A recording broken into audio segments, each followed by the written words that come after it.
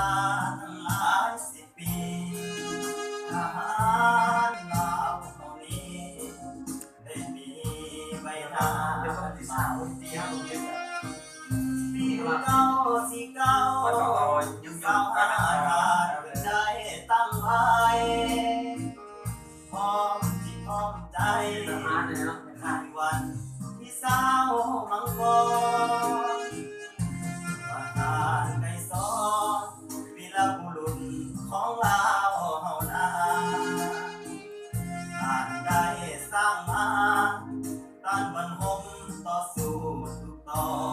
นด้วยความหักใครจิตใจของทานไกรสอนเพื่อปกป้องพี่น้องและแผ่นดินลาวเฮาให้มั่นคงทำแม่ละหุงในแดนตาแสงเทียงสาง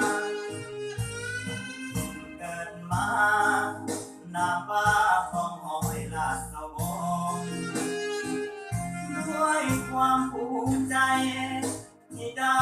ด้วยเกียรติสูงส่งกำลังห้องเผาสนทุกคนห่วงเป็นหนึ่งเดียวมาถึงวันนี้หลายสิบปีที่เฮาเห็นมาของชาวลาวเก่งกล้า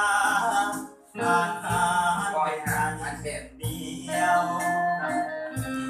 ที่สำคัญ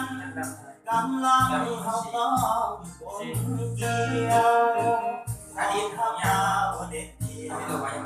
เกี่ยวพันกับการ